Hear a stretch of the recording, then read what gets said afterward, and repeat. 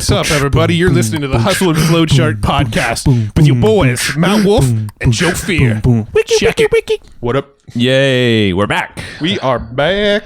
This is going to be a fun one and long awaited too. We've been talking to Nate. So it's Nate Hirsch is on the show today. And we've been talking to him for almost a year.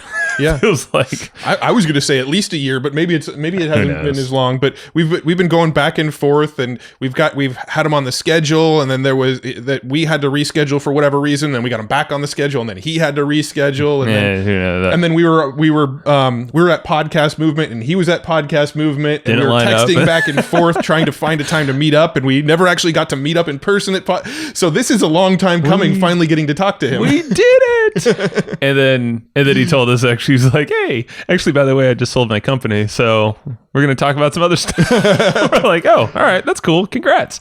No, but I love this conversation. Yeah. This whole conversation was around finding the right team members, how to go about finding the right team members, what sort of criteria you should have for the right team members, what things that you should be hiring for, how to hire if you don't feel like you're ready financially to hire, pretty much everything about getting good team members in place and how to go about it, and what sort of things to be prepared for in this process. Well, that's the thing is Nate, so he'll give his whole backstory. He started in e-commerce and doing a whole bunch of stuff there, but he developed this website called FreeUp, and that's the company he just sold, literally 30 days ago, it sounds like. Mm-hmm. And so he's the CEO, co-founder of that.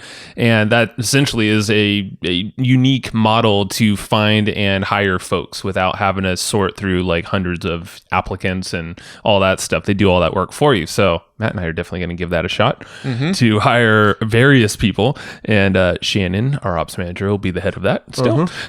Even though it'll be easier, it'll save her time, free up some of her time. So, but it's kind of cool because you could tell his passions lie in that. In running great companies, but also hiring great people and then having a great culture and relationship around everyone. I mean, he ran that freaking business. He sold it for who knows what, but he said they were doing about 10, on track to do 12 million. Completely run by VAs in the Philippines. How cool is that? That is pretty damn impressive. Yep. So I mean, I love this one. We even touched a little bit about how the acquisition came to be. How the they were a user. How to let it out of the bag. Thanks for closing the loop I was trying to open. So we do talk about how he found the buyer of the company and how that went down. He couldn't talk numbers with us, but we did talk about how it came to be. So we talk a little bit about acquisition and exiting businesses, but the majority of this conversation is about finding the right team, building the right culture, building relationships with your team, getting your team on the same page with you. It's good stuff. It's stuff that we see where he has this 90-day rule too for himself to essentially locate what things he should outsource or hire for. We're gonna open that loop, Matt. But that's something that everyone can take away. It doesn't matter what you got. He also gives us the two roles that are probably the best first roles to hire for as a business owner. It doesn't mean if you're a solopreneur, definitely this applies to you as well. And one of those roles I definitely want to look at FreeUp as well and find, because that's the thing. If you're hiring someone from the Philippines, obviously they have folks from the US and all other countries as well. But the beautiful thing is there is a lot of talent that you can hire right now, even if your budget's pretty slim, or if you don't think you have the budget. And you, Matt, even brought up an exercise when we were chatting with Mike Michalowicz of a way to train your mind and your habits to I hope that was from the Mike Michalowicz episode. I might have given him undue credit. Maybe. Let's give him the credit. It's fine. He's a cool guy.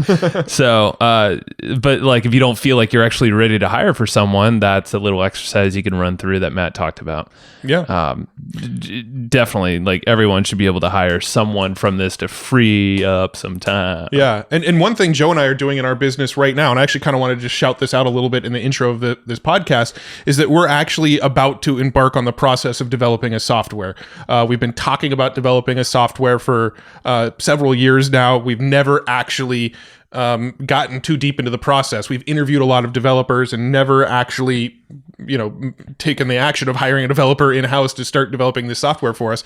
So we are actually actively looking for someone who would be interested in helping us develop a software that when we launch it will go out to our entire platform, all of our podcast listeners, mailing list, affiliates, all that kind of stuff. We are going to launch this, and it ideally will be very, very big, very, very quickly. So that's something we're looking for. If you are a developer that might want to work with us, or if you know a developer that might want to work with us, shoot us a message to our support info@evergreenprofits.com. We'd love to, at least open some communication with some potential developers. And also, on this episode with Nathan here, we talk quite a bit about the process of hiring developers and what kind of things to look for and how to properly vet developers. So we did kind of have this moment of selfishness where I was essentially getting some free consulting about how to find a proper developer. So selfish, man. On this episode. But I do want to shout out that we are looking for a developer, and if you are that person or might know that person, reach out. Let's just talk. I mean, I'm not saying that we're definitely going to bring somebody in from the show to be our developer, but we want to start opening lines of communication with people. Even if it's just chats and getting your perspective. Like, we love to chat with folks that are listening to this show, and we don't chat with enough of you guys and gals. So we definitely get folks that respond to our emails. But hey, even if you just have some thoughts about some perspectives, if you're into that world or other stuff, shoot us an email, like you said. Yep. info@evergreenprofits.com. We love to hear from you. Yes. We'll send you some swag too. Maybe we'll send you some swag. Throw a little carrot there. Dangle that carrot. Dangle that carrot. All right. So, as we do with everything, we're going to take the notes on this episode for you. Yes, sir. So, we make sure that, and these notes are pretty dang cool. They're I would say, 4 pages roughly each time. Yeah. I mean, bulleted out, organized really well, so you don't have to do it. Yep. That's kind of nice because I don't like to take a bunch of notes, and that's why we have the best note takers that are way better than any of us combined. Yeah. I actually love reading back the notes of the podcast because I'll, by the time these episodes are released, we typically recorded them 4, 6, sometimes even upwards of 8 weeks ago from the time you're hearing it. And by that time, when the episode comes out, a lot of times we kind of forgot some of the nuances of the episode. So we actually like to go back and review the notes from the episode and kind of re-get some of the aha moments that we had from those episodes. And they're really valuable. I mean, they've got all the tactics, all the processes, any sort of resources, books, anything that we talked about on the show. It is all in these notes. It's not, teasers. It's the real shit. You're getting the full thing. You're getting the full shit. And so the way to get them, 2 ways to get them. 2. You can either text the word comp to 38470 on your telephone. Yes, that's 38470. Comp. 38470 comp. Yeah, that was good. Ooh, I like the harmonized deep one. I went high, you went low, and we didn't even plan that. That's right. 38470 comp. No, you're off tone now. Well, yeah, I was also off time too. That's true. All right. So you can go there, or that means we got to practice our music a little bit more. Yeah, it's been a while. Well, we both play guitar. We should write a jingle on the guitar. I've been starting to play again because my calluses, I've realized, were all gone. And that's a sad thing. And now it hurts to play a guitar. We should, yes. We can be like the Nationwide is on your side jingle that everybody gets stuck in their head. But we're the 38470 comp guys. We are the 38470 comp guys. Yeah. So go get them notes at 38470 texting comp, and be quick because they're only available for a couple of weeks. We got to kind of put some urgency in there, obviously. But those get replaced with the newest episodes that go live. That's when they go live, not by the time you're listening to this, because you might be listening to this like weeks past. And if that's the case, I'm sorry you missed out on the free notes for this episode, but that's okay. Yeah, just become an Epic member because all of the notes are there. Yeah, and it's like dirt cheap. Come on. Yeah. Come on, please. Yeah. I'm not begging you, but I'm begging you. Yeah, come on, don't be a T-Rex. All right, so 38470 comp, or if you're at a desktop, it might be easier for you to go to hustleandflowchart.com/comp. You can get them there as well, but either of those options will get you those notes inside your inbox, and you're going to be sitting pretty. Yeah, man. So go check them out. All right, let's go to Nate, talk about some hiring. Hey, Nathan, welcome to the show, man. Thanks for having me, guys. Excited to be here. Yeah, that's a long time coming. We have a lot of mutual friends that know you, have just said amazing things, and actually prior to this call, we didn't even know this, but but you just sold FreeUp. You're the company that you've had for what has it been, about 5 years or so?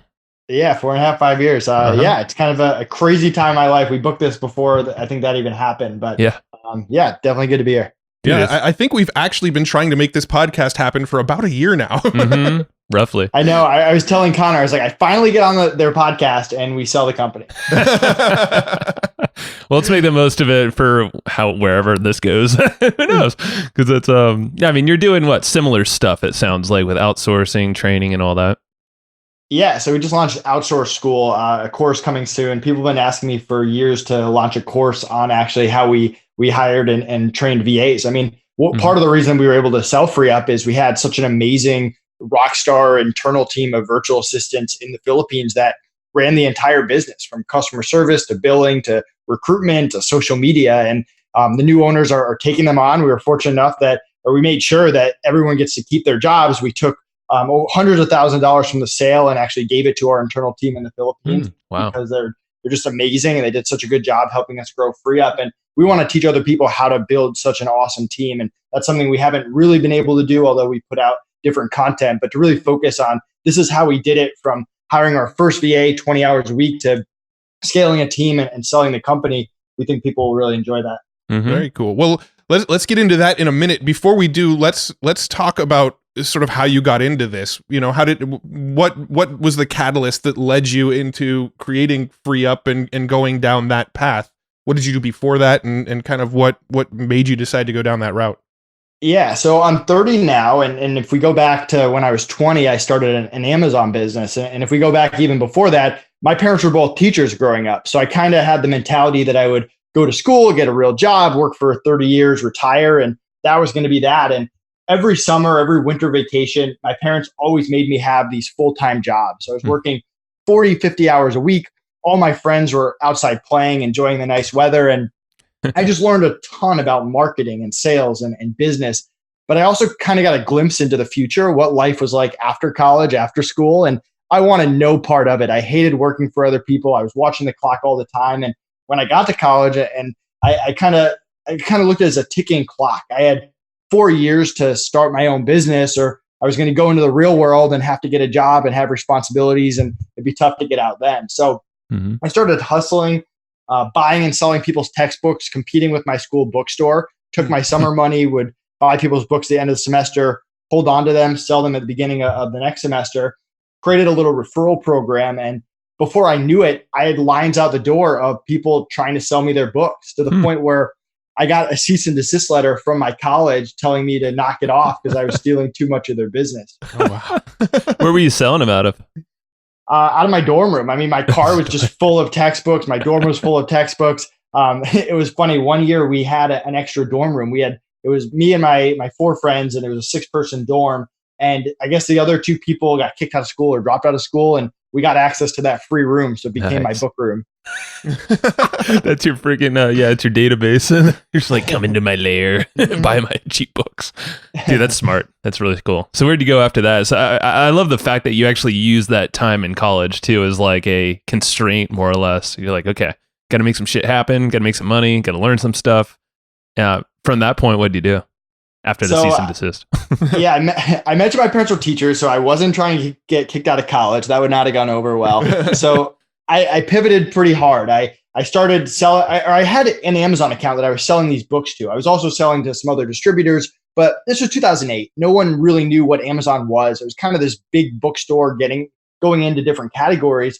And I thought it was so cool. I could have this 24/7 storefront. Money would get automatically deposited in my bank account. I could use my customer service skills and talk to customers. And I just had to figure out what to sell besides these books.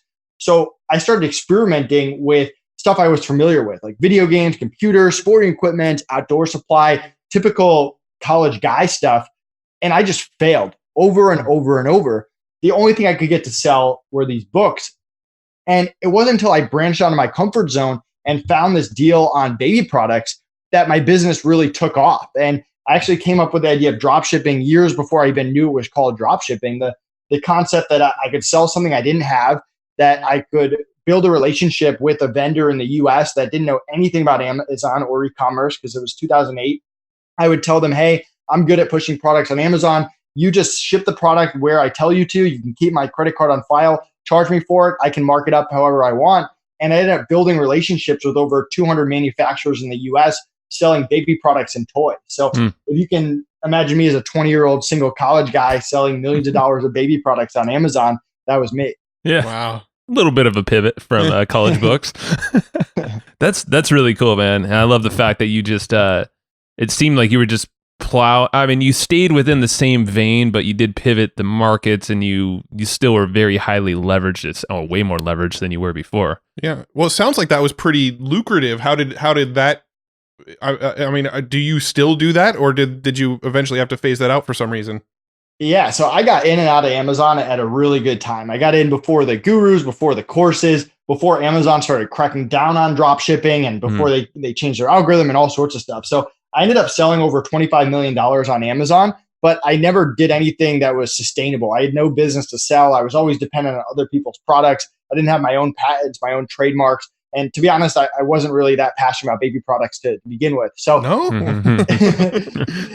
So it was a great way to make money, and I learned a ton about hiring people, and I actually use VAs and freelancers to scale that business. But I also kind of saw the writing on the wall. I mean, we got up to over $5-6 million a year. And then once Amazon started being more competitive, we were kind of hovering. Some year we would do 2, and then 3, and then 2.2. And we were kind of going up and down the past few years. And we weren't doing anything that we were passionate about. We were kind of just going in circles, trying to figure out Amazon's new algorithm and get ahead of competition. We weren't building a brand or a real business. And we kind of started FreeUp as a side project. I was talking to other Amazon sellers, and they said, hiring sucks. Well, we had spent 5 years figuring out that hiring sucked and come up with a really good process for hiring VAs and freelancers. So we said, hey, we'll offer you these VAs, these freelancers. They already know Amazon. We've worked with them for years. We're not using them all full time. And you do the billing through our system. And that was the basic version of FreeUp. We spent $5,000 creating the crappiest software that you can possibly imagine, that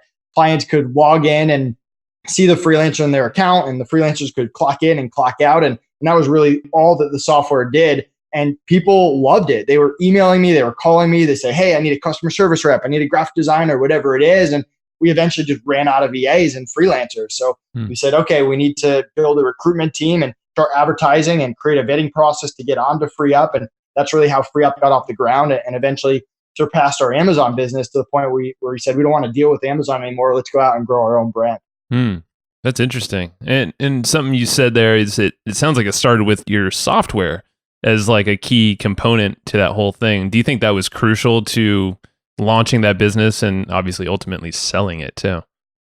Yeah. So for the first year, we didn't really look at us as a software company. We kind of had the software. It did a few things. We added a few features. We didn't even have a full-time developer, but the customer service was always a key to FreeUp. So people loved the support. They loved talking to me and my partner and our VAs. They loved the freelancers and the VAs on the platform. And everyone hated the software. That was the constant feedback we got across the board is you guys need to have the software match the rest of your business. So around year probably 1.5, we said, all right, we got to start looking at ourselves as a software company. So we hired full-time developers. We hired a quality assurance person. We got me as far away from development as possible because that's not my thing, and put Connor, my business partner, in charge of that team. And he really helped scale that. So by the time we sold FreeUp, that software went from a really big liability to a huge asset. It did all the billing was automatically in it. Clients could see that their freelancers and what they did. The affiliate program was in there. People could submit tickets, and there's a whole ticketing process, a whole admin portal. So it really became a good asset for FreeUp, where for the first year and a half, we kind of had it by the wayside. Now, I'm kind of curious with the acquisition of your company. I know there's certain elements about the acquisition that you can't talk about yet, or maybe never at all. But how did the person who acquired FreeUp, how did they find you, or were you out there sort of shopping it around? How did that whole process look to actually get the product on the market and find a buyer? Yeah, so it's actually funny. So he was actually a client of FreeUp. He had used FreeUp for a year. He had loved the service. They wanted to get into the freelancer space. They did not want to build a marketplace from scratch. Their company name is The Hoss. So they do a bunch of SEO services. And when they reached out to us, just like any business opportunity, we said, hey, we'll hear you out and get to know you and what you're all about. And I think we did as much due diligence on them in that first 2 months as they did on us. I mean, we wanted to know everything about their past businesses, success, failures. They had actually bought The Hoss for $100,000 and scaled it to over 22 million. Which I thought was pretty cool. I mean, at the end of the day, Connor and I have no experience growing a business past $10 million a year. The last year in Free Up, we're going to do around 12. So if we were going to sell Free Up, we had things that were important to us. We wanted to sell it to someone who wasn't going to destroy it and break it down, someone who loved the idea, loved the concept, was going to keep it and grow it, someone who had experience taking a company, and Hoth isn't their only company, but they've taken other companies to 20, 30, $40 million. We wanted people who were going to take really good care of the customers, of the clients, of the freelancers, of our partners in the same way that we did, which is very important to us. And that was going to take care of the internal team. If even one person in the internal team was going to lose their job, we didn't want to do the deal. If anyone was going to lose we had certain agreements with team leaders and stuff over raises, depending on how the company did. We wanted to make sure all those stayed in place. I mentioned that we wanted to give a large chunk of the sale money to them. So all that stuff was really important to us. And we also wanted someone that had the same values and beliefs and just about treating people well and fairly. And you can always find people that are good at making money and scaling businesses, but we wanted to align more than that. And as we were going forward, it became more and more obvious that they were the good people to sell it to, and then became obviously the decision of whether that was the right move for Connor and I. Yeah. No, I love everything you're saying here, all the way from the beginning when you're talking about starting the company. It sounds like your values and just treating people right has always been like the core piece of everything, from customer service, starting there, even though the software wasn't that great, but customer service probably won you a bunch of fans and loyal people to come back and use your service. And then you have your team taking care of them. I mean, they're going to take care of the business for you. So do you think is that something that is probably the most important thing that you do in everything business and like what you're shaping up for the future as well? Yeah, everything that we do. I mean, if we launch Outsource School and people hate it, we're just going to refund people. Like, we have no interest in taking people's money if they're not going to be happy with the end product. And I mean, Free Up is an imperfect business model, right? It's a great business model, but what I mean by it is using freelancers, there's always going to be issues. 99% of the time, the freelancers do a great job and keep clients coming back. There's always going to be that 1% where it could be no one's fault. It could be they disagreed on the style of an infographic or something was miscommunicated. And from our side, we wanted to just quickly resolve stuff, just make it right. Don't make people go down this whole back and forth. Just quickly resolve things. Make sure the freelancer feels like they were heard and treated fairly. Make sure the client feels like they were treated fairly, and just move on. And that's really how we built a lot of great relationships, where people would come to us with an issue expecting to, oh my God, I'm going to have to fight for every last dollar back. And we just quickly made it right within seconds, got them a replacement, got them some credit, whatever it is. And because of that, they would tell their friends, refer people, and overall have a really good experience on the platform. Very cool. Well, let's talk about about hiring. I know hiring and putting the right people in place for your internal team is something that a lot of people struggle with. I know we struggle with it. In fact, right now we're in the process of trying to hire somebody for a specific role that we've never actually hired for that specific role before. So we're actually kind of going through this struggle right now of finding the right person. We're very, very, very early in it, but we're kind of going through this now of trying to find the right people. And so let's kind of get into the nitty gritty of it and talk about some of the common mistakes and pitfalls that people run into when trying to hire. And then maybe we'll shift the discussion in a little bit into more details about what we're looking for. And maybe you could give us some real world examples and real world advice on our current scenario. Yeah, absolutely. Yeah. I think the biggest thing that people don't get, and I don't know if it's because it's remote or people are dealing with VAs in other countries, it's all about the relationship. I mean, if you can make people sign any NDA you want, but are you really going to chase someone across the Philippines over a piece of paper? And you can set them up with LastPass and all these different things. But at the end of the day, there's no substitute for just building a relationship with people. And I mean, Chicky Ann, who had been my VA for 8 years, and by far the worst part of selling Free Up is not being able to work with her and other people anymore, although we hope that we set them up very well for future success. But we built a relationship. It was not me versus them. We set the expectations on what we wanted to grow with the Amazon business, with Free Up. We said, hey, this is your part in it. We made sure that she was happy with it. We checked in with her. We learned about her and her family. I'm actually the godfather of one of her kids. So just really building those relationships is so key, because you guys know this, turnover sucks, right? It's like the thing that just kills businesses. And what people focus on, like the pay and the bonuses, when really a lot of people care about the relationship and building that family mentality and that fun culture to work with. that no one really wants to leave. So getting that right mindset from the beginning, that every single VA you hired on some level, you're going to build a relationship with, is already, you're doing better than 99% of the people hiring out there. Yeah. And you mentioned, so the relationship is huge. And this is, as a virtual company, we are a virtual company as well. We have team members all over the globe. Relationships are huge. And like the way that we instill culture in at least in our leadership team, like it kind of almost seems like non-productive work a little bit, is we just talk about what's happening. It might be football or just holidays or just stupid family stuff or house remodels. And but it's almost like there's a relatability, and it's our time to kind of just be us. How do you, so is like relationships essentially the culture that you kind of instill in everything you do? Yeah, I mean, we're going through this with the Hoth right now, where we went through it. We're about 3-4 weeks into the transition, but we said, hey, we have a lot of stuff to teach you, but before you do anything else, you guys need to get to know the internal team. They're the lifeblood of the business. If they don't like you, or you don't like them, or you guys can't communicate, nothing else really matters. Like, that has to happen first. So really focusing on just getting to know someone on a business level, what they like, what they don't like tell them everything that Connor and I did well, tell them things that we could have done better, and give them a chance to improve upon. So one of the things that I did with Cheeky Ann, like way back when we first started, because I was struggling to hire VAs. I hired Cheeks, which was great, but other people were quitting on me. They weren't doing what I wanted. And I asked her, hey, like, what am I doing wrong? What are your clients that you really like doing right? I like to ask VAs who their favorite clients are and why, and learn from them and try to mimic them or do the things that they like within reason.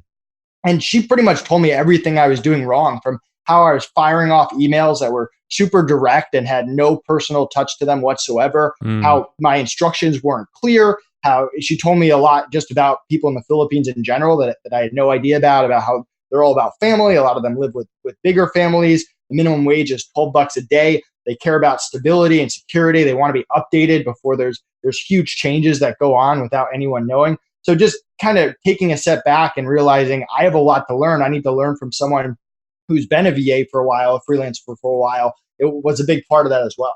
Yeah, no, that's super valuable, and that's what's really cool, is when you have a great team member, they're comfortable in being open with you like that, and can expose some of these things that are blind spots for you. Oh man, there's so much wisdom just in that one little tactic right there of, when you do have a VA, ask them how you can make things better for them. How can you improve their processes? How, what are the things that you're like? I love that question. What are the things that your other clients do? The clients that you love the most, what are they doing to make you love them?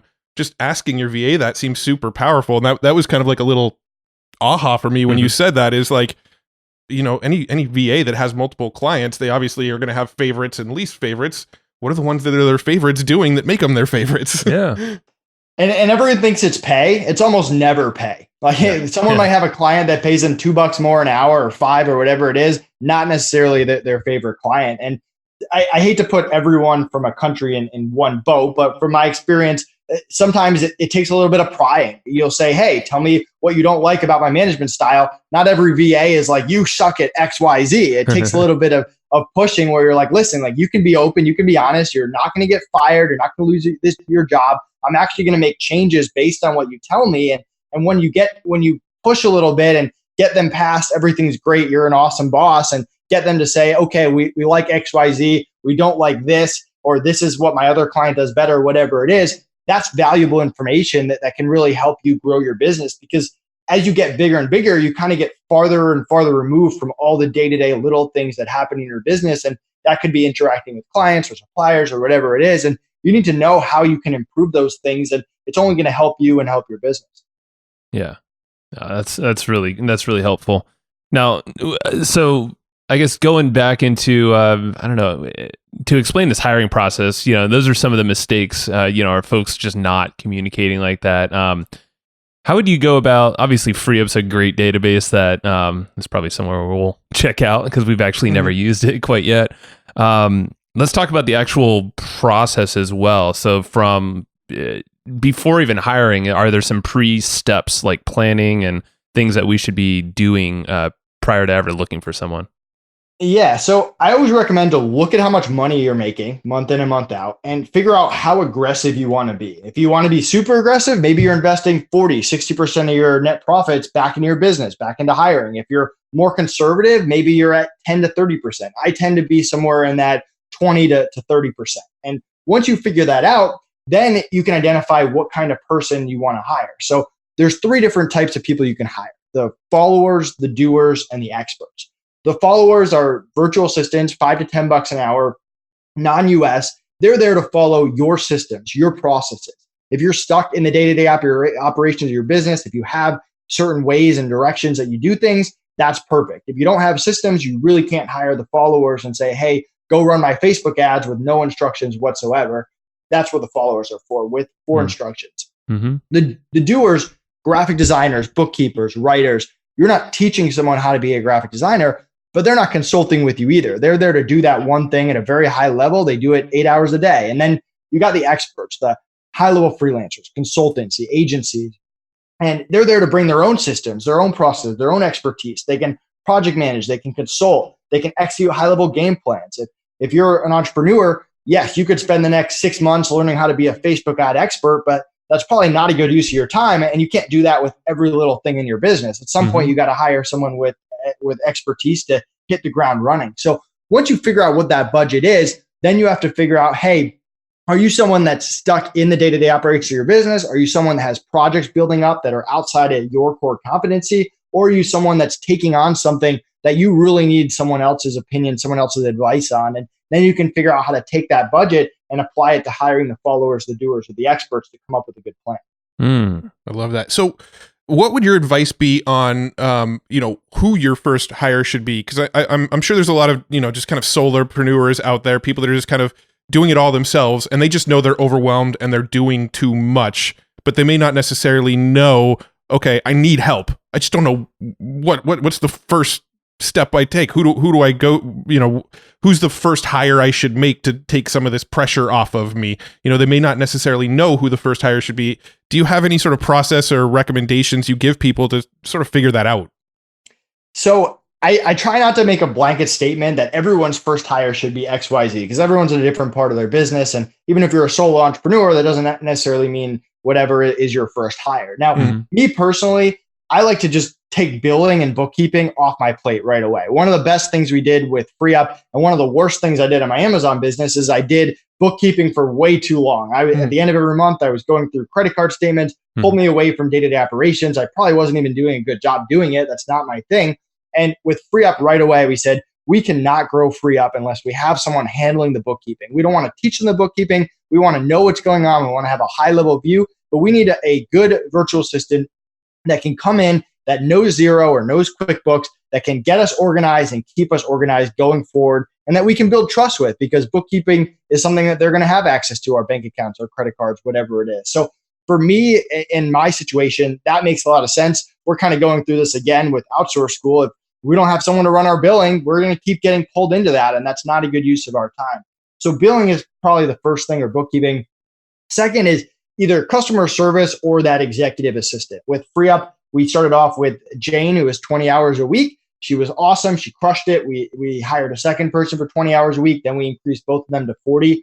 I'm always a big fan of diversifying and not making your entire business rely on one virtual assistant, but getting them to do the day-to-day operation. One of the first things that I had her do was clear out my email from 5 a.m. to 7 a.m. every morning. So when I get up at 7, she might say, hey, Nate, I left these 2 emails from you. They're from your lawyer, they're from your accountant, whatever. She couldn't handle them, but the rest of the stuff was handled and responded to at a high level. And I'm getting a head start to every morning. And then I would slowly teach her more and more stuff and have her prove herself so that I can rely on her going forward. I can send her stuff. Hey, I got off the phone with the client, send them the setup email, whatever it is. So for me, getting bookkeeping off your plate, just because 99% of entrepreneurs are terrible at bookkeeping anyway, and it's a big waste of their time. And then getting that executive assistant, so you're in the mindset that you don't have to do every little thing as you're growing your business from year 0 to year 1. Yeah, I love that. So yeah, definitely the bookkeeping thing, I think, is a prerequisite for almost like every single business owner out there. Unless for some reason you just love the number. I know, like Matt, for a while you hung on to it kind of close. Yeah. But yeah, you've filled your time with other things that you like. I don't do the bookkeeping anymore. No, you don't. But I love the EA, executive assistant. I think. What kind of rate would you suggest someone pay for an EA? Usually in that $5 to $10 an hour range. I like to kind of start a little bit lower, but one of the things that we didn't talk about in the mistakes is setting expectations. So I set the expectation with my first hires that, listen, I'm planning on growing a business here. The people that in the past that have been part of my core people when I started the business, I took care of them. I had their back. I made sure that they were happy and paid well and given bonuses. And now with the free up, the buyout at the end. So you have the opportunity to be that person. I'm not going to give it to you. You're going to have to prove yourself. If I find myself repeating myself or you're making mistakes or we're just going in circles, it's not going to happen. I'm going to get someone else, but you're first up. You're getting this opportunity over everyone else. In return, I'm going to start you off at $5 an hour, maybe $6 an hour, whatever it is. And if the business grows, your pay is going to be the first person that goes up. And if the business goes huge, your pay is going to go up over time. And I usually set up a structure for their payment going up. So take Marius, for example. He started off at $3 an hour. We said, hey, your pay will go up 50 cents for every 500 hours that are billed in a week. So, but when he started Free Up, I think we were billing 500 hours in a week. And when we sold Free Up, we were at 19,000 hours in a week. And his pay was like 20 something bucks. So it's a pretty big jump from 3 to 20, but he also was an integral part in growing Free Up, and we couldn't have done it without him. So, and it doesn't have to be that drastic, but setting up something where they know their pay is going to go up over time, but they're also getting a good base pay. It's not just commission based and something that they're happy with. And I always advise people to pay market rates, just because some people aren't that great at hiring. And if you're paying below market rate and you're not good at the other stuff and you're investing time into them, they might not stick around.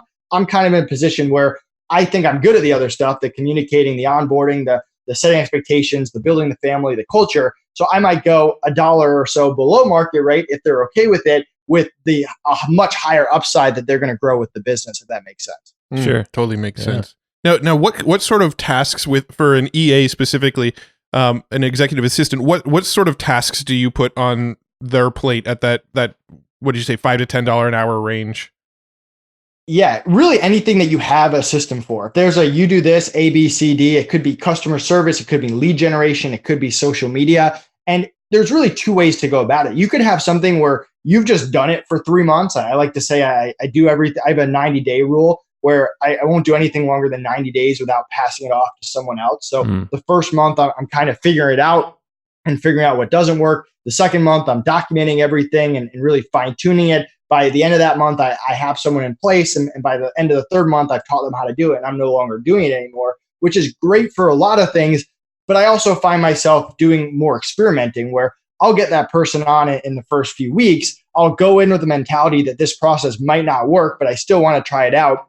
And then I'll actually work with the VA and fine tune the process with them and hope to come out the other side. And sometimes it doesn't work. Sometimes it does work, but it's a little bit more experimental. It's a little bit more high level. I wouldn't recommend doing it if it's your first VA. I recommend having good systems and good processes, but there's no right or wrong. And that's kind of the fun thing about hiring is you have access to all these different people in the world at different price points, at different skill sets, and you get to experiment and see what works and what doesn't work for your business.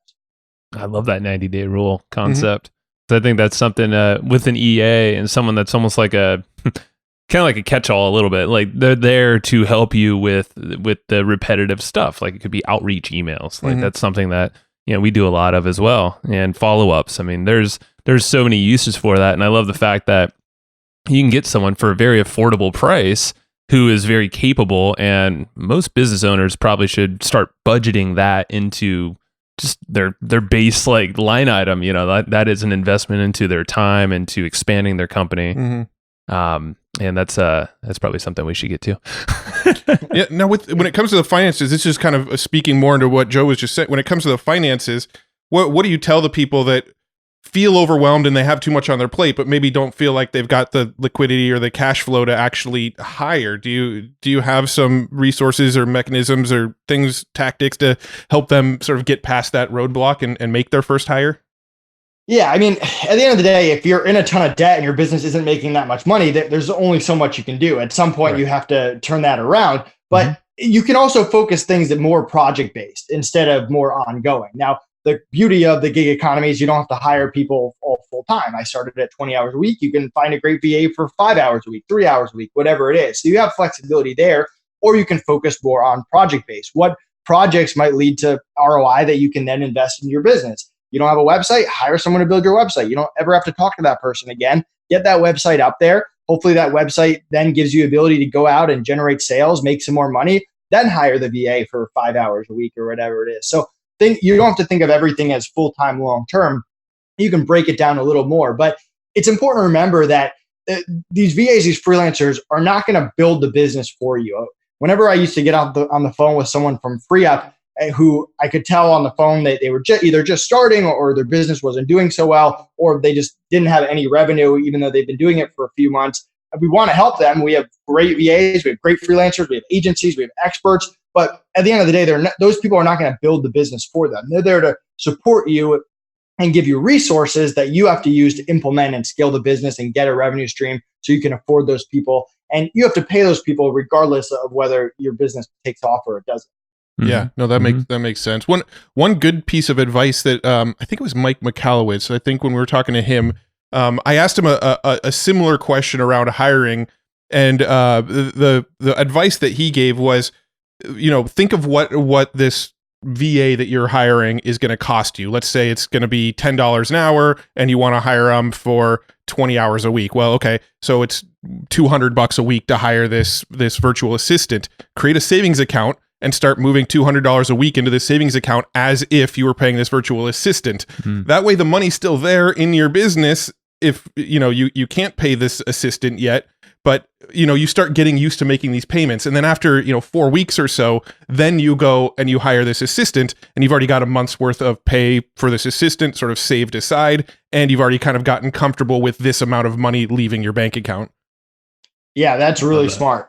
I think one of the things that people sometimes will do is they'll dive in and they'll say, hey, I need a 40-hour week VA, but they haven't crunched the numbers. They really can't afford that person. So not only do they have to end the person after a month, but they've also spent all that time into that person that now that person's going to go work for someone else. So that whole budgeting part and making sure that you can actually afford it is key.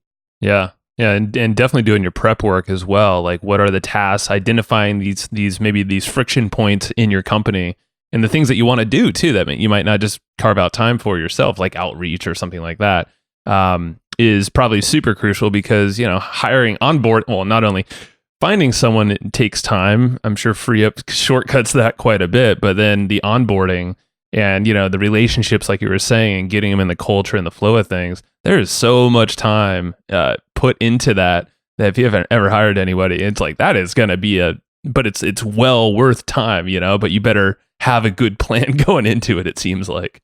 Yeah, and I love FreeUp. The new owners are going to take care of anyone listening. I keep saying we, but they do a great job vetting virtual assistants, freelancers, and agencies. You get access to them quickly. They have great customer support and no turnover protection. If someone quits, they cover replacement costs. But if you don't know what to do after you get a really good VA, it only does so much good. So that's really why we're going to be focused on Outsource School and why all this stuff is so valuable, because you need to know not only the planning before you hire, but also what to do after the hire to make sure that you're getting a return on your investment and getting what you want out of that virtual assistant. Yeah. Very cool.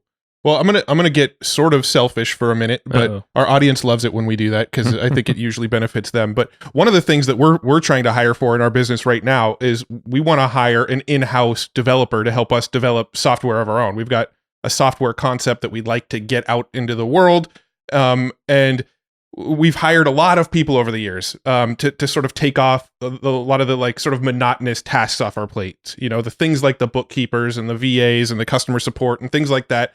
We've always been fine for hiring for that. But a developer is a very skilled position, and it's been something that we've actually been talking about for a year now. And we've talked to so many developers over the last year, and we've just never felt comfortable taking the leap with anybody that we've talked about. And so this is a thing that's like a year in the making of trying to find this developer, and we still haven't brought anybody in-house, and we still haven't made the next step towards getting this software developed. And it's sort of something that's starting to weigh on us a little bit because we really want to get this software out into the world.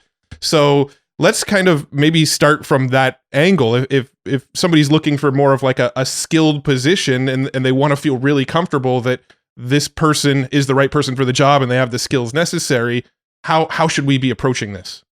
Yeah, and let's definitely talk about developers. It's by far the hardest thing to hire for, especially if you're not a developer. I've gone through this on my Amazon business with FreeUp.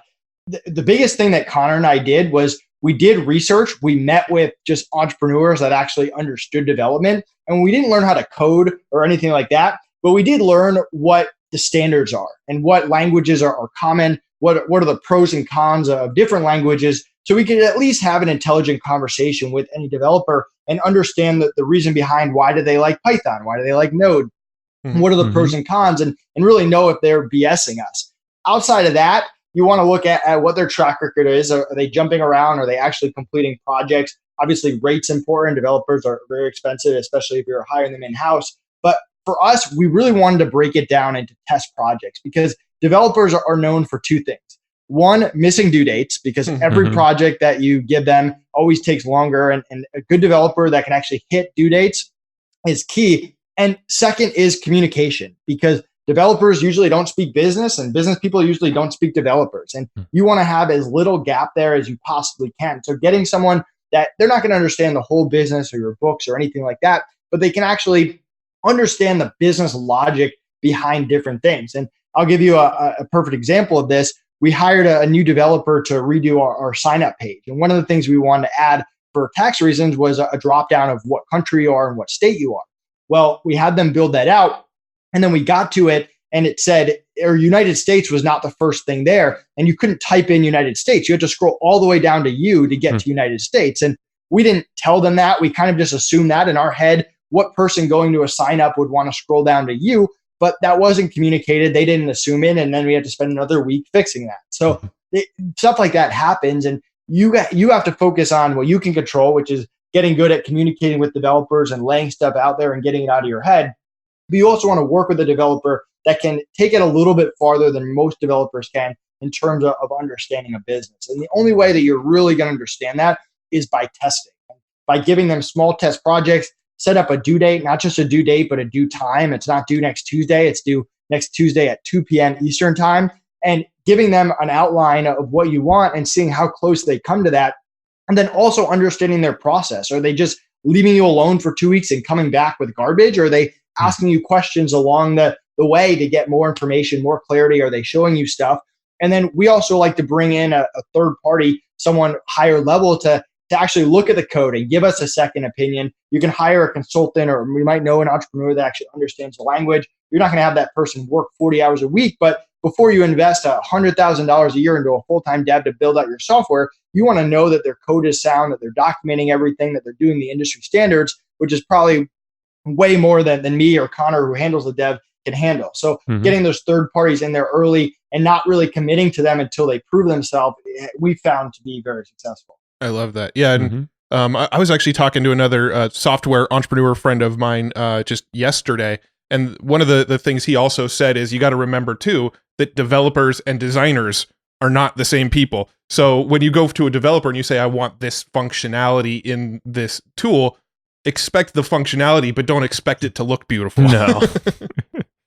Right. There's also a tool called Storyblock that I strongly recommend, because we realized that too, because our software, we started making features better, but the UI UX still looked terrible. So even though we had other features, no one wanted to use it. So what we did, Connor knows WordPress very well, and Storyblock, which can be integrated by most developers, pretty much allows you to turn the front end into a WordPress type thing. So you can go in and say, hey, these functions are all done by my developer at top dollar, but either me or someone else at a much lower price can do Storyblock, and you can just edit it there, or you can always hire a UI UX person, which is probably what you should do at some point anyway.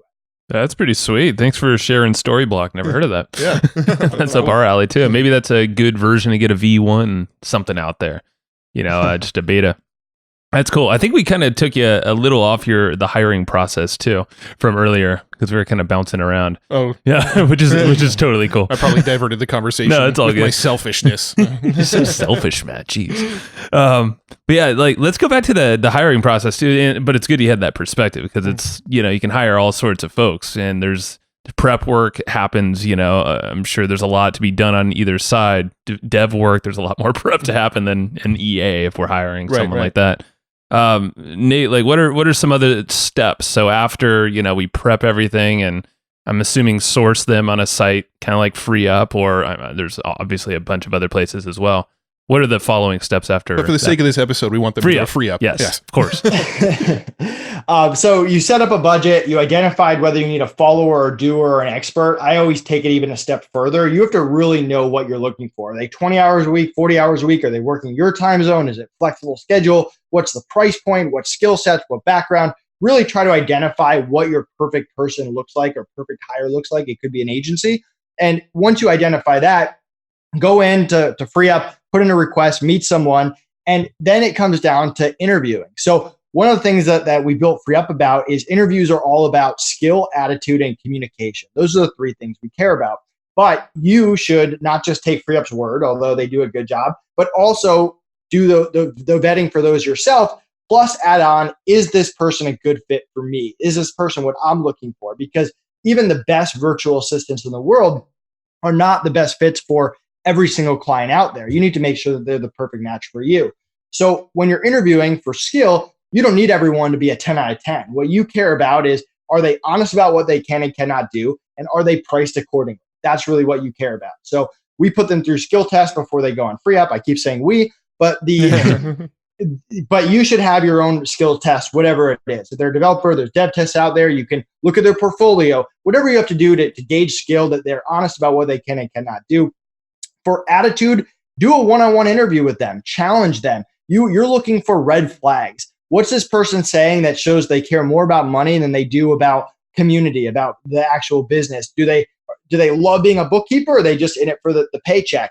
Do they get aggressive when things don't go their way? Or are they the bigger man, the bigger woman when problems come up to de-escalate things and resolve things quicker? You want to try to pull that out during an interview, challenging them on their skills, on their past projects, on how they interact with clients. And then for communication, are they responding quickly? Did they show up on time? Can you understand what they're saying and get on the same page? FreeUp has 15 pages of communication best practices that they have to memorize and get tested on before they get on the platform. So You're going to do your own vetting to complement FreeUps for skill, attitude, and communication. But then it comes down to, are they the right fit for you? And you want to prioritize your interview in a way that makes sense. If you need someone for, let's say, graveyard shift, because Filipino time zone is 12 hours in reverse. So let's say you need a customer service rep 9 to 5, that's the middle of their night. The first question you should ask is, hey, have you ever worked graveyard shift before? What distractions do you have in your personal life that might interfere with that? What are you 100% sure you can do it? I mean, we won't just ask one question and move on. We'll ask the same thing in different ways, because if we're not 100% sure that this person can work the graveyard shift before we keep going, it's not worth our time spending the next 20 minutes interviewing them. So really focus on, what are the important things you care about? Do you need them to work every Sunday? Do they have to know a certain software program? For your side and the developers, what is the language that the software is going to be in? You need to really dive into how well they know that language before you find out if they have a great attitude. So structuring your interview so that you're valuing your time at the highest possible level is key. Yeah, that's really good. I love this.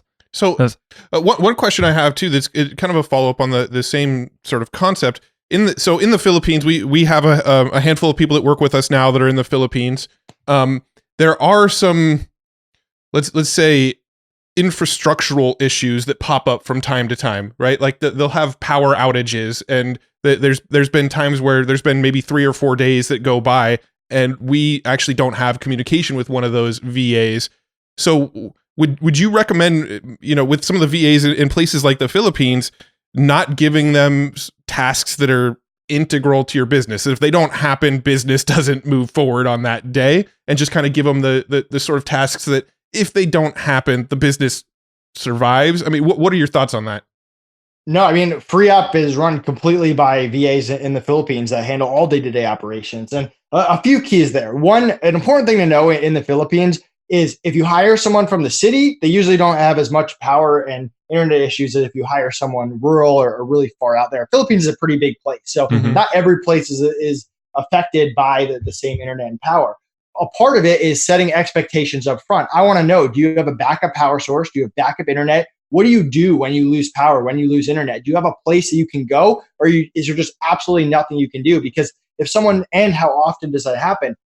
If someone says, hey, yeah, we have a blackout once a month and the closest person to me is 100 miles, then I'm probably not going to hire that person for essential parts of my business. Right. With our team leaders, Jane and Layden, they don't lose power that much. It happens from time to time. When it does happen, I don't get furious about it. It's part of just hiring people in the Philippines. The benefit is the price I'm able to pay compared to the US, who probably will never have an internet outage. But they know, like, hey, they're going to drop what they're doing. They have a backup plan already. They go to a hotel, they go to a family's house, whatever it is, and they communicate at the highest level. I would never work with a VA that just disappears for 3 days and then comes back and says, hey, I had a power outage. They all have each other's phone number. We have email, we have Viber, we have WhatsApp. Whatever you have to do to stop what you're doing and communicate with us, you have to do it. You have to be able to get a hold of someone, inform us what's going on. If you just disappear, you're not going to work with our company, with Free Up or any future company in mind. So for me, it's about setting that expectation. And I let them know about that it's required that you go somewhere to work, or you have a backup internet, you have a backup power, that you're able to communicate and you don't just disappear. And I'll make sure that they're okay with that, because if they're like, you know what, there's really no place for me to go, that's fine. I'm either not going to hire them for important parts of my business, or I'm just going to find someone else who does have those backups in place. Yeah, that makes sense. So it really is just about setting those expectations, because, in the past when we've run into those sort of issues, and I know I was sort of making a generalization, but, my generalization is based on our own experiences. And I think the issue was that we never really set those expectations and made sure that the people we're talking to had contingency plans in place in those scenarios, those expectations. And I guess the key to it is just talking about it with them before it's a problem. Yeah. Yeah. And I mean, I'll say, hey, how often do you lose internet? And if someone says, hey, I lose it once a month and 1 day every month, and in the first 2 weeks, they've lost internet 5 times, I'm going to go back to them and say, all right, that's not what we talked about. Like, let's reset expectations. How often do you lose it? And let's get a real actual answer so that I can make informed decisions going forward. That's smart. And then I could see redundancy as being huge, not only in the communication, like you said, they all have their phone numbers, emails, WhatsApp, all that stuff. But maybe you want redundancy in an EA, if that's the case, if you're up for that, because that's, we do that same thing, not VAs over there in the Philippines, but just here alone in the US, like note takers. We have like 3 of them. We don't, that's a crucial part of our podcast process and lead gen and sales. So we're like, okay, well, let's make sure that we have a pool to kind of pick from, and they communicate with each other. So yeah, I could see that even more crucial in the Philippines. I have such a good sorry. No, go for it. I have such a good example. So in the first week that we were transitioning Free Up to the Hoth, we have 2 rock star assistants. Jane, who's been my assistant forever, I'm going to miss her. Azelle as well. Azelle is pregnant and she had to go to the emergency room, so she couldn't work. And then Jane was covering for her, and Jane lost internet, so she was like, okay, I'm going to I have to go to a hotel. It was like a 30-minute drive. And the Hoth is here. It's their first week with Free Up. And they're like, oh my God, like what's going on? I was like, all right, like give it a second. It's all going to work out. Well, Azelle communicated instantly to Jane, who communicated instantly to the next person. Someone else logged on to Skype and said, hey, I'm covering for Azelle and Jane. Hit the ground running, got all the work done. Jane showed up in 30 minutes, helped her get caught up, and it just ran seamlessly. And that's because we prepared for every possible situation. They all have each other's contact information. They know what's expected. They know that not that I'm going to fire Jane if she makes a mistake, but they know that if you just disappear or don't work without communicating, you can't work with this company anymore. And they know that I don't want to get pulled involved. I don't want Azelle to text me and then I have to go chase someone else to get coverage. They need to find someone to cover, and all the other people are open to coverage. Just like if something happens with them, they expect other people to help them as well. Yeah. Love it, man. That makes a lot of sense. Now, so we've talked a lot about Free Up, and I know you've sold it. You're not the owner anymore, but I'm kind of curious because it's been a big part of this discussion. What does Free Up do differently from the other sort of services that are out there that you can find outsourced employees from? Yeah, so FreeUp's a marketplace for not just virtual assistants in the Philippines, but VAs, freelancers, and agencies from 5 to 100 plus per hour, US, non-US, over 100 skill set. We get about 2,000 applicants a week to get on the platform. We vet them for skill, attitude, and communication, like I mentioned before.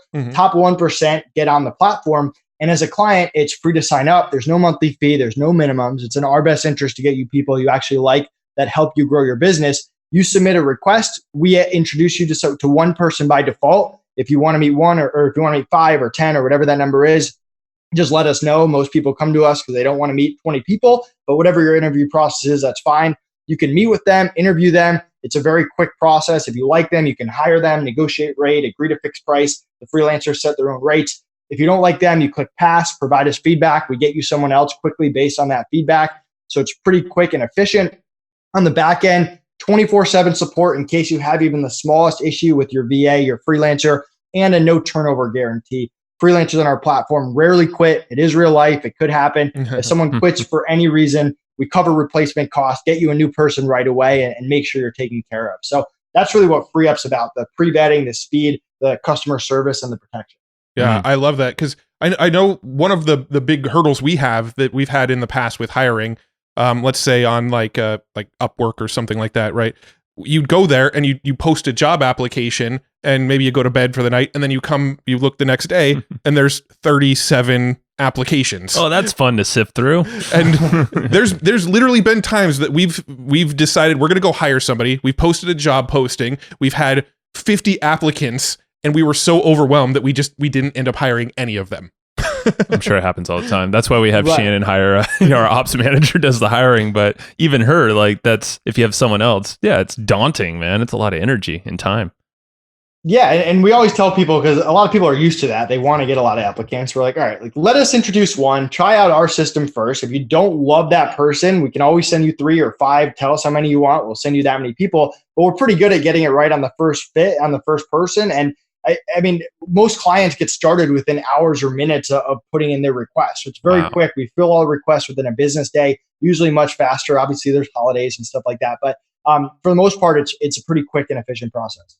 Yeah, cool. I love that. I'm the opposite. I would much rather have somebody say, look, I vetted candidates for you. Here's the right one. Oh yeah, that's the way we roll. Because that's the hardest part for me about hiring. And Shannon, our operations manager, she does all the hiring now for our company. But a big part of why we needed someone like Shannon in our business was to do that role. It is a very time-consuming process, the way we've done it in the past, to find the right people. Yeah, 2 thoughts on that. I mean, one, I'm the same way. That's why I built FreeUp. It was the platform that I wish I had back in the day when I was going through tons of applicants on Upwork. I was like, I wish I could just have a place where I submitted a button and they send me a perfect fit and I could just get started and get to work rather than spend the next 2 weeks going through people. And second, I negotiated a lifetime discount for FreeUp. I'm going to be a client of FreeUp. I'm going to use FreeUp on all my future businesses, although I'm not affiliated with them anymore. I just strongly believe in the concept. Entrepreneurs, they need a fast way to hire top people and with protection in case anything that goes wrong. And to me, it's like one thing that just makes your life easier as you grow your business. Sure. Yeah, it makes sense. Now, after the interview, I was just thinking, do you have any best practices? I know with documentation, you have that 90-day rule. So after you say, hey, you're signed up and all that stuff, are there specific onboarding things that we should just touch on really quick? I know we're getting a little long on time here too. Yeah, setting expectations is huge. We kind of talked about the small stuff like the internet and all that, but I'll set expectations for the role, for the communication, how they're sending reports, what to do, what not to do. I like to structure SOPs in a way that's broken down into 3 parts. So the first part is as much information as I can possibly give them about the business, about the role, about past people for the role that have worked out and that haven't worked out. I remember Marius, who's our rock star bookkeeper with FreeUp. I had fired 3 bookkeepers before him. And I started off by listing all 3 bookkeepers and exactly what they did that I didn't like. And then I laid the expectation of exactly what I wanted. So it was very cut and dry. He knew exactly what I was expecting and exactly what not to do before we even got into anything else. The second part is the actual ABCD, laying out, this is how we do things, and letting them know, hey, this part is set in stone. This part I want you to help make better. I'm open to ideas or feedback or whatever it is. And then lastly, and the part that everyone forgets is the do not do for any reason list. So if I have someone covering my email, hey, if my lawyer emails me, don't respond to that. Leave it for me. If my accountant does, here are my top 3 clients. If they email, make sure you say, hey, Nate will get right back to you. Whatever it is that you want to set up in place, because don't assume that they're just going to come across something and just do it exactly how you want. You need that protection of a little cheat sheet for them that, hey, these are the situations where, at least for now, maybe down the line, you'll get more responsibility. They have to be let for me. And I find that when people create those SOPs with information dump at the top, instructions, what not to do list, it makes it a lot more clear for virtual assistants. Yeah, you don't want like your mom. I'm giggling over here because like you don't want your mom asking like, "Hey, what are you gonna bring for Christmas dinner?" or something, and like your EA or whoever in there's like, "Hey, he'll get back to you as soon as he can." She doesn't know, like, or maybe your EA doesn't know who your mom is. Oh, I literally had that happen to me the other day. My father-in-law was trying to connect me with somebody, and he accidentally emailed our support desk instead of me.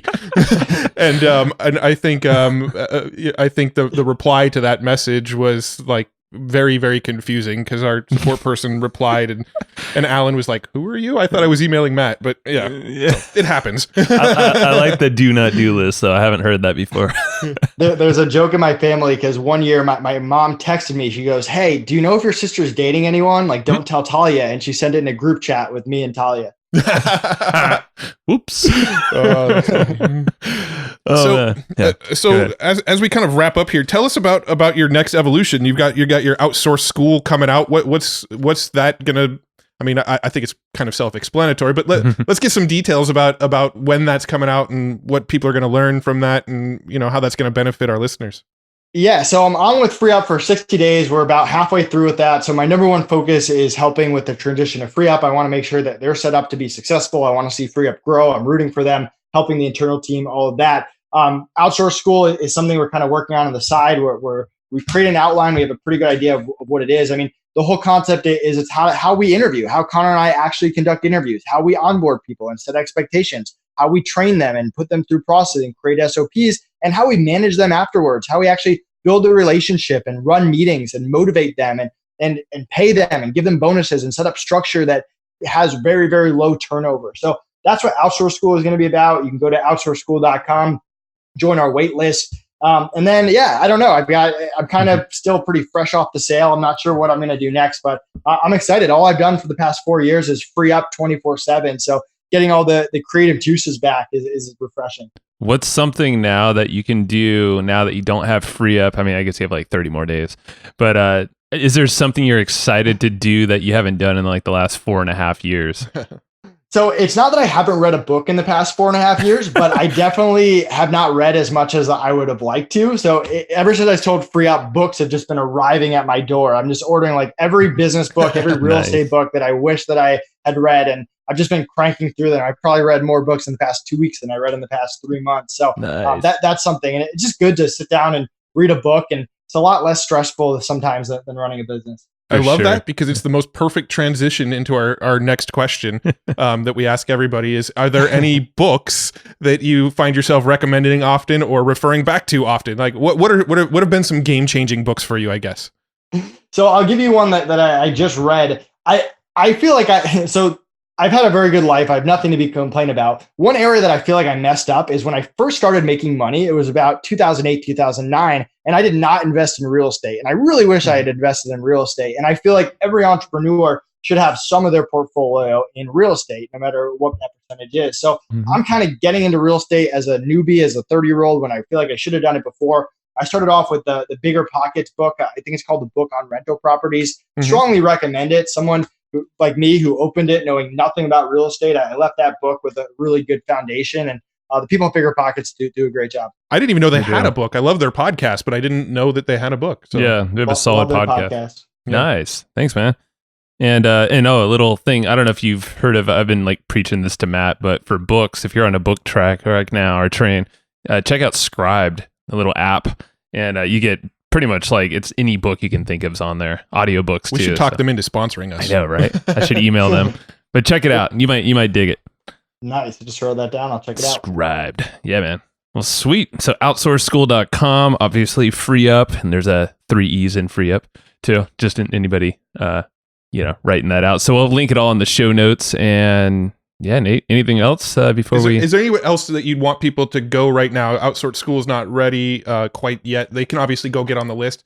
Is there any, social medias or personal blogs or anything like that maybe people can kind of follow along to your journey, or do you just want them to kind of go to one of those sites, FreeUp or Outsource School?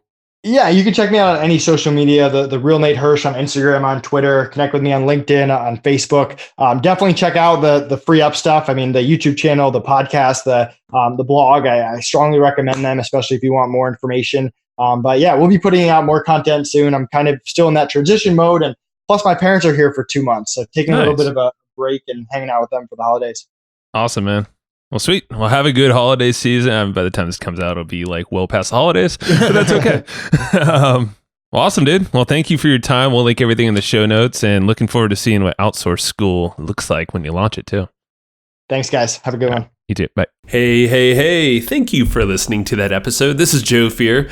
I'm sure you probably already knew that. And Matt is not here right now, but I'm pretty sure he enjoyed the episode just as much as you and I did, because, he went into the production of kind of making that thing right along with me. So thank you very much. And I want to give a quick shout out to our buddies over at Easy Webinar. These guys have been supporting us for a while, a long time. And Casey Zeman is just a super good guy all around. He's actually been on the show before. He's the founder of Easy Webinar. So if you look up Casey Zeman on any podcast platform you're listening to, go check him out. Go check out his backstory, what he's all about. You can learn a lot about webinars as well. And right now, Easy Webinar, these guys are actually hooking you up with a great trial. It's a completely free trial to test out their software, soup to nuts, check it all out and see if it's a good fit for you. If you go to easywebinar.com/hustle, that's HUSTLE, if you didn't know how to spell hustle, there you go. So if you go to easywebinar.com/hustle, you can go grab a free trial. And Easy Webinar literally lives up to its name. It's super simple. I mean, super easy. And it does all the stuff that you're looking for in any kind of thing with webinars. I mean, they literally cover every single type of webinar you possibly can do. So from live to automated to scheduled at specific times and all these crazy features in between. Can't even list them all out. I'll be here way too long. They give you a ton of advanced analytics, what's working, what's not during your webinar based off all these actions. You'll see who attended, how long they stayed, if they clicked the offer or if they didn't.